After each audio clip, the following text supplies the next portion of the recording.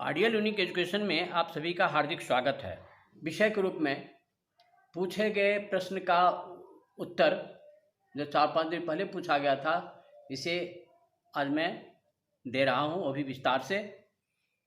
प्रश्न था, ऐसा कौन सा एक शब्द है जिससे मनुष्य महान बनता है, महान बन सकता है, निर्विवाद बना भी है।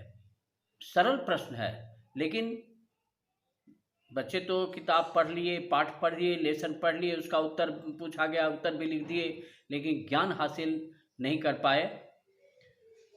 ज्ञान एक अलग चीज है, नंबर लाना एक अलग चीज है, पास करना एक अलग चीज है, और ज्ञान हासिल करना एक अलग चीज है। अब ये देखा जाए कि जितने वैज्ञानिक हुए हैं, दार्शनिक हुए हैं या देशभक्त हुए हैं, जैसे सुभाष चंद्र बोस, और कई कितने के नाम लें, गैलीलियो हैं, दार्शनिक में सुकरात हैं, प्लूटो हैं, रूसो हैं,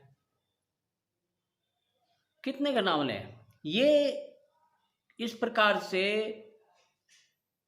कैसे महान बन गए? सिर्फ एक शब्द है जिसको लेकर के महान बने।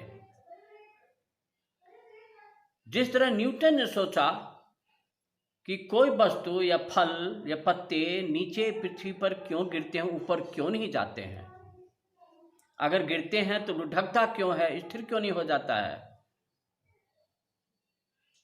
हम अब तो पढ़ते हैं, सिर छोड़ दिए, हो गया, लेकिन वो सोचा क्यों गिरा, क्यों ऊपर नहीं गया। इस प्रश्न को खोजते खोजते पागल के जैसा हो गया। लोग उसको पागल कहने लगा, निकम्मा कहने लगा, लेकिन वो अपने अनुसंधान में लगा रहा। आज देखिए, फिलॉसफी का जनक कौन कहे, विश्व का जनक है वो गैलीलियो। देखिए, इसीलिए ऐसा किया, क्यों प्रश्न का उत्तर खोजने के चलते। सुभाष चंद्र बोस, ब्रिटिश क्यों हमारे राज्य में रहेगा, क्यों नहीं जाएगा, ये सोच करके उसका तैयारी किए और अंत में निष्कर्ष निकाले ही। हर आदमी, हर विषय क्यों पर टिका हुआ है। यदि हम किसी वस्तु को क्यों लगा करके प्रश्न करके सोचें तो उसमें गहराई से घुसने का हमको मौका मिलेगा, और खुद हम सोचेंगे तो निश्चित रूप से हमें लाभ होगा, हमें प्रश्न का उत्तर मिलेगा और हम गहराई से जान पाएंगे। एक उदाहरण, सरल उदाहरण दे रहे हैं। अब ये देखिए, सब कोई जानता है कि क्रिया में एस लगता है, लेकिन क्यों? ये कभी किताब में तो नहीं लिखा हुआ क्यों लगता है। सेंटेंस दिया हुआ है, रूल दिया हुआ है, लेकिन क्यों का जवाब नहीं है। क्यों का जवाब खुद सोचिए ना, आपको पता चल जाएगा। अब देखिए, अब अंदाजा करने की चीज है। हम कहते हैं दे गो, लेकिन ही गोज, ऐसा क्यों हुआ ये हम सोचें। तो दे प्लूरल है, इसका मतलब वर्ब भी प्लूरल है, क्योंकि सिंगुलर के साथ सिंगुलर वर्ब लगता है, प्लूरल के साथ प्लूरल वर्ब लगता है। दे के साथ गो लगा, इसका मतलब ये गो भी प्लूरल है, दे तो प्लूरल है ही, और ही सिंगुलर है, इसलिए ही के साथ लग जाता है गोज। इसका मतलब सभी वर्ब प्लूरल होते हैं, इसीलिए सिंगुलर बनाने के लिए एस लगता है। ये तो हम सोच करके निकाल सकते हैं, क्योंकि हम पढ़े हुए हैं, पढ़ते हैं, बनाते हैं सेंटेंस।